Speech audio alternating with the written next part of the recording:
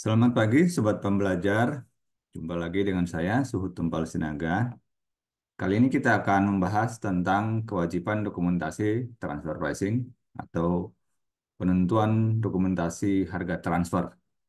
Di sini nanti kita akan membahas tentang apa yang menjadi kriteria wajib pajak untuk diwajibkan menyelenggarakan dan menyimpan dokumentasi transfer pricing atau TPDoc itu. Dan nanti di akhir kita akan sajikan satu simulasi untuk menggambarkan kriteria tersebut. Nah, yang mendasari ketentuan ini diambil dari Peraturan Menteri Keuangan Nomor 172 Tahun 2023. Kita tahu bahwa PMK ini sudah berlaku sejak saat diundangkan pada tanggal 29 Desember 2023 yang lalu. Nah, sebelum kita membahas tentang kriteria wajib pajak yang diwajibkan untuk menyelenggarakan dan menyimpan TPDoc tadi, kita perlu memahami terlebih dahulu apa yang menjadi urgensi atau relevansi dari kewajiban pendokumentasian penentuan harga transfer atau TPDoc tadi. Ya, kita paham bahwa setiap transaksi transfer pricing yang dilakukan oleh wajib pajak itu diwajibkan untuk mengikuti prinsip arm's length principle atau di kita sering disebut dengan prinsip kewajaran dan kelaziman usaha. Nah, secara umum eh, prinsip arm's length principle ini tentu itu adalah eh, me, apa menjaga atau mengarahkan agar transaksi mengupayakan gitu ya, mengupayakan agar transaksi transfer pricing dilakukan oleh wajib pajak itu tidak melenceng jauh dari transaksi yang sama atau sebanding yang dilakukan oleh para pihak yang tidak mempunyai hubungan istimewa. Nah, gitu ya kurang lebihnya. Jadi supaya bagaimana supaya kalaupun ada wajib pajak menyelenggarakan transaksi transfer pricing, maka sebisa mungkin uh, terms dan kondisi ya syarat dan kondisinya itu semua termasuk penentuan harga tentu saja itu tidak berbeda jauh, tidak berbeda gitulah ya, tidak berbeda dari uh, transaksi yang sama atau sebanding yang dilakukan oleh para pihak yang tidak mempunyai hubungan istimewa. Gampangnya begitu, tetapi detailnya tentu saja itu panjang dan lebar gitu ya, tidak dan itu tidak kita bahas di sini. Oke, nah kita lihat bahwa yang dimaksud dengan dokumen penentuan harga transfer itu ada tiga di Indonesia, di dunia, di negara lain juga sama kurang lebih ya di OECD begitu, bahwa terdiri dari tiga jenis yaitu pertama dokumen induk atau sering disebut master file, dokumen lokal atau local file dan laporan per negara atau country by country report gitu ya. Nah, secara umumnya, secara gampangnya, ini masuk dokumen induk itu menggambarkan informasi yang berkaitan dengan struktur grup usaha, ya, struktur wajib pajak dalam suatu grup usaha. Jadi gambaran grup usahanya secara keseluruhan, bukan hanya wajib pajaknya saja ya, dan kegiatan operasional dari setiap anggota grup usaha tersebut, ya. Kemudian local file itu merupakan dokumen yang berisi informasi spesifik tentang transaksi afiliasi yang dilakukan oleh wajib pajak. Dan di sana tentu nanti kita akan lihat secara detail bagaimana analisis kesebandingan dilakukan dan sampai dengan penerapan prinsip kewajaran dan kewajiban usaha itu sampai ke penentuan harga harga transfernya berapa begitu ya. Lalu laporan per negara sendiri ini adalah informasi global tentang keuangan dan pajak yang terutang oleh setiap entitas grup usaha di setiap jurisdiksi, ya, di mana entitas grup usaha itu berada, begitu kurang lebih ya. Nah, sekarang kita bisa lihat intinya eh, kriteria kewajiban dokumentasi penentuan harga transfer berupa master file dan local file ya. Jadi ini baru master file dan local file saja, belum menyinggung tentang country by country report. Pertama-tama kita lihat di suatu tahun berjalan atau tahun pajak di mana wajib pajak melakukan atau terdapat transaksi afiliasi yang dilakukan oleh wajib pajak ya. Apabila wajib pajak di suatu tahun pajak itu melakukan transaksi afiliasi, maka ada kemungkinan wajib pajak itu diwajibkan untuk menyelenggarakan eh, master file dan local file gitu ya. Nah, pertama kita lihat ini sebenarnya pilihan ya.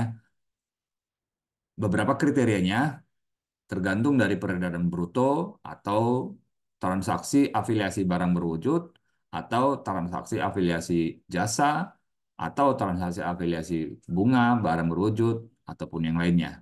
Barang tidak berwujud ini ya, maaf ya, ini barang berwujud, ini barang tidak berwujud harusnya. Dan yang terakhir kriteria tentang tarif pajak di negara afiliasinya berada. Ya. Nah, bagaimana melihatnya? Ini adalah apa istilahnya ini salah satu kondisi saja terpenuhi sebenarnya ya. Jadi tidak harus semuanya ya. Salah satu kondisi dari keempat kriteria ini terpenuhi, maka dia wajib untuk menyelenggarakan master file dan local file ya. Tipidoc berupa master file dan local file. Pertama-tama kriterianya kita lihat peredaran bruto ya. Jadi peredaran bruto pada tahun pajak sebelumnya. Nah, ini perlu yang diperhatikan ya bahwa kita melakukan analisis transfer pricing itu di suatu tahun pajak, tetapi untuk penentuan wajib tipidoknya atau tidak itu kita lihat dari kriteria-kriteria yang ini pada tahun sebelum tahun pajak yang akan kita analisis gitu ya. Nah, jadi seperti ini kita lihat tahun pajak sebelumnya apakah peredaran brutonya lebih dari 50 miliar? Kalau iya, maka dia wajib Tipidok ya. Jadi ini melihat peredaran bruto total ya. Jadi tidak hanya atas transaksi afiliasinya, tetapi juga mencakup transaksi afiliasi dan juga transaksi independen yang dilakukan oleh wajib pajak. Apabila secara keseluruhan lebih dari 50 miliar rupiah setahun gitu, maka dia wajib menyelenggarakan Tipidok berupa master file dan local file. Nah, berikutnya, kriteria berikutnya adalah eh, nominal dari transaksi afiliasi yang dilakukan. Nah, khusus untuk transaksi afiliasi berupa barang berwujud atau tangibles gitu ya, tangible goods, itu eh, batasan transaksi afiliasinya adalah 20 miliar. Ya. Jadi kalau terdapat lebih dari 20 miliar transaksi afiliasi berupa penjualan barang berwujud gitu ya, tangible goods, maka dia wajib untuk menyelenggarakan Tipidoc berupa master file dan local file. Selanjutnya eh, untuk transaksi selain barang berwujud ya, transaksi afiliasi selain barang berwujud yaitu baik itu berupa transaksi jasa atau imbalan bunga gitu ya. Berarti ini pinjaman modal ya, pinjaman modal dengan imbalan bunga. Lalu barang tidak berwujud, ini barang tidak berwujud ya, intangible ya. Kalau barang berwujud tadi yang sudah di atas yang 20 miliar. Nah, barang tidak berwujud, intangible atau lainnya seperti royalti misalkan gitu ya. Eh, total total dalam satu tahun ya maksudnya ini ya. Total dalam satu tahun apabila wajib pajak melakukan transaksi afiliasi lebih dari 5 miliar pada tahun pajak sebelumnya, maka dia juga wajib menyelenggarakan Tipidoc berupa master file dan local file gitu ya. Nah, kriteria terakhir untuk wajib menyelenggarakan master file local file adalah eh, melihat tarif pajak di negara tempat domisili atau kedudukan dari afiliasinya berada, gitu ya.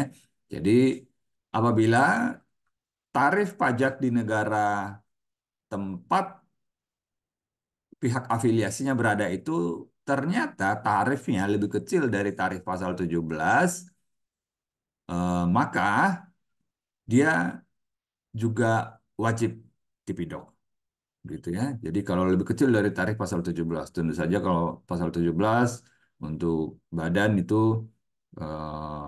22% gitu ya. Jadi kalau di negara tempat afiliasinya berada itu lebih kecil dari 22%, maka wajib pajak dalam negeri Indonesia itu wajib menyelenggarakan TPDoc. Gitu ya. Nah, tentu apabila semua kriteria ini tadi tidak terpenuhi, maka wajib pajak tersebut tidak perlu menyelenggarakan TPDoc. Artinya, boleh saja dia menyelenggarakan atau melakukan transaksi afiliasi, tetapi tidak punya peredaran bruto lebih dari 50 miliar, transaksi afiliasi barang berwujudnya tidak lebih dari 20 miliar, transaksi afiliasi berupa jasa, berupa bunga, berupa intangible, atau lainnya itu tidak lebih dari 5 miliar, dan juga tarif pajak di negara tempat afiliasi yang berada tidak lebih kecil dari tarif pasal 17, maka tentu saja wajib pajak tersebut tidak perlu menyelenggarakan dan menyimpan TPDoc di Indonesia. Begitu ya. Oke. Selanjutnya eh, kita lihat ini eh, kewajiban menyelenggarakan dan menyimpan dokumen berupa laporan per negara atau country by country report. Jadi selain yang tadi, yang dua, yang master file dan local file tadi, kewajiban penyelenggaraan TPDoc-nya, ada kemungkinan bahwa wajib juga untuk menyelenggarakan country by country report ya. Nah, itu apabila ya, apabila wajib pajak dalam negeri Indonesia ini ternyata adalah merupakan entitas induk dari grup usahanya ya. Jadi dari grup usahanya di seluruh dunia maksudnya ya. Di Indonesia ini adalah lokasi dari entitas wajib pajak dalam negeri Indonesia itu di Indonesia, tetapi dia adalah entitas induk dari suatu grup usaha yang mungkin berada di Indonesia dan juga di luar negeri gitu ya. Nah, dalam hal demikian eh, kita lihat peredaran bruto konsolidasian tahun pajak sebelumnya dari suatu tahun pajak yang sedang kita analisis gitu ya. Apabila peredaran bruto konsolidasian pada tahun pajak sebelumnya itu ternyata minimal 11 triliun rupiah, ya, minimal 11 triliun rupiah peredaran bruto konsolidasiannya, maka si wajib pajak dalam negeri Indonesia tadi, yang merupakan entitas induk dari grup usahanya, itu wajib untuk menyelenggarakan dan menyimpan eh, country by country report, gitu ya, laporan per negara. Ya. Tetapi kalau tidak lebih dari 11 triliun ya atau lebih kecil dari 11 triliun rupiah peredaran bruto konsolidasinya, maka tidak perlu membuat laporan per negara. Nah, bagaimana kalau si wajib pajak ini hanya merupakan entitas induk tetapi dia sebenarnya tidak pernah atau tidak ada melakukan transaksi afiliasi? Masa iya tidak menyelenggarakan transaksi afiliasi tetapi wajib menyelenggarakan TPDoc? Jawabannya adalah ya, tetapi hanya untuk country by country reportnya saja ya. Jadi laporan per negara tetap wajib diselenggarakan oleh si entitas induk, meskipun dia tidak menyelenggarakan atau tidak melakukan transaksi afiliasi. Ya, dia wajib menyelenggarakan dan menyimpan country by country report, tetapi tidak perlu membuat master file dan local file tentu saja ya karena tidak ada transaksi afiliasinya ya. Tetapi kalau dia minimal peredaran bruto konsolidasinya tadi 11 triliun dan juga ada melakukan transaksi afiliasi berapapun nilainya ya. Jadi tidak perlu kita melihat lagi yang ketentuan sebelumnya bahwa ada batasan 50 miliar peredaran bruto, barang berwujud 20 miliar, lalu transaksi lainnya 5 miliar gitu ya. Itu tidak perlu lagi kita lihat si wajib pajak ini wajib menyelenggarakan master file dan local file. Ya, betul ya. Harusnya begitu. Ya. Jadi kita tidak perlu lihat lagi. Tapi eh, kalau nggak salah nggak ditegaskan sih di PMK-nya ya. Di PMK-nya nggak ditegaskan. Cuman ya ya mungkin juga sih ya. Jadi mungkin juga meskipun dia sudah lebih dari 11 triliun peredaran bruto konsolidasian, tetapi ada transaksi afiliasinya hanya saja tidak signifikan gitu ya. Yaitu oh iya, tapi dari peredaran bruto 50 miliar aja sudah terpenuhi ya. Ya, betul. Tapi itu konsolidasian. Ini konsolidasian ya. Ini konsolidasian 11 triliun. Bagaimana kalau peredaran bruto si entitas induknya sendiri lebih kecil dari 50 miliar, kemudian transaksi afiliasinya untuk barang berwujud lebih kecil dari 20 miliar, dan transaksi afiliasi untuk transaksi lain selain dari barang berwujud itu lebih kecil dari 5 miliar, maka si wajib pajak ini hanya diwajibkan untuk menyelenggarakan country by country report saja. Tidak perlu menyelenggarakan master file dan local file. Demikian ya. Nah, berikutnya, bagaimana kalau wajib pajak dalam negeri Indonesia itu merupakan anggota dari grup usaha, jadi bukan induk dari suatu grup usaha, bukan entitas induk ya, melainkan anggota saja dari suatu grup usaha. Tentu saja menurut ketentuan tadi tidak wajib menyelenggarakan, menyimpan laporan per negara. Tapi bagaimana? Karena kewajiban itu adalah milik atau dibebankan kepada entitas induknya. Biasanya kan begitu ya.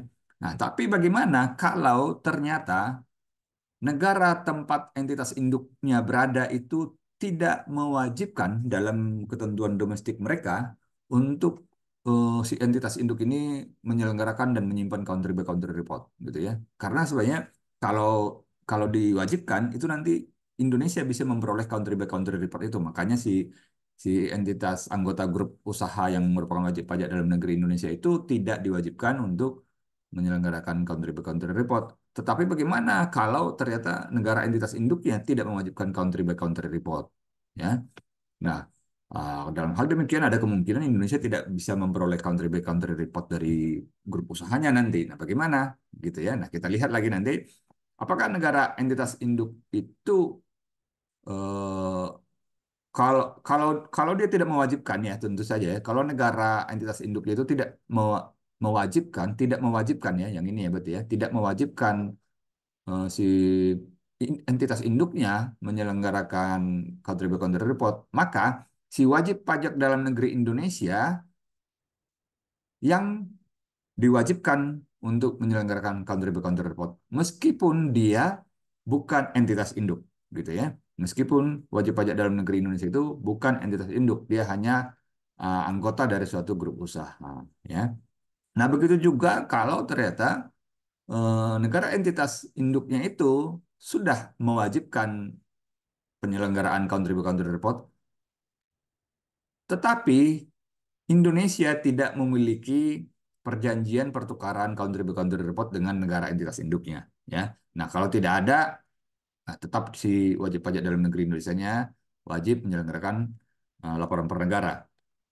Eh, Begitu juga apabila negara tempat entitas induknya itu sudah punya perjanjian pertukaran country by country report dengan Indonesia, tetapi ternyata tidak dapat diperoleh oleh Indonesia, ya. Country by country reportnya tidak dapat diperoleh karena suatu hal, misalkan kendala teknis ataupun apa yang berulang gitu ya, yang mengakibatkan country by country report yang diselenggarakan oleh entitas induk itu tidak bisa diperoleh oleh otoritas pajak Indonesia, maka kembali si wajib pajak dalam negeri yang meskipun hanya merupakan anggota dari grup usaha, dia tetap wajib menyelenggarakan country by country report di Indonesia, begitu ya.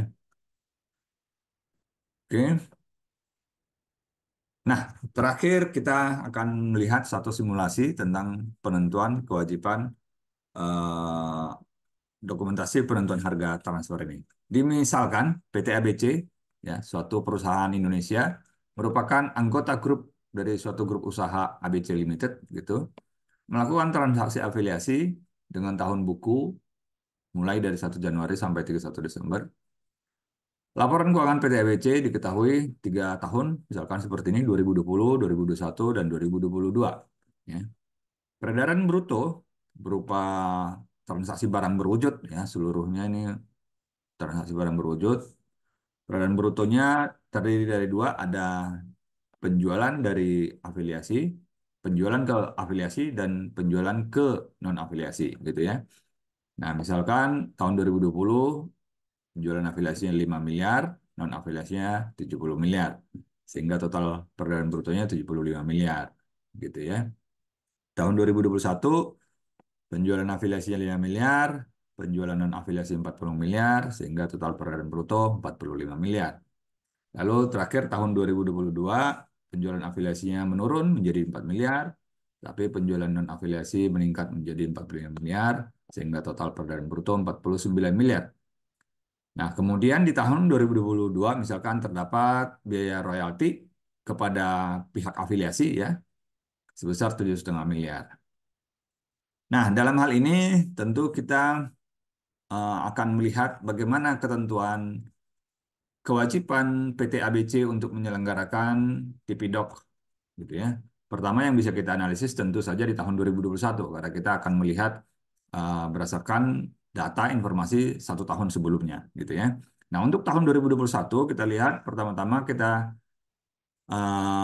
analisis apakah PT ABC ada melakukan transaksi afiliasi atau tidak di tahun 2021. Ternyata ada ya sebesar 5 miliar tadi ya.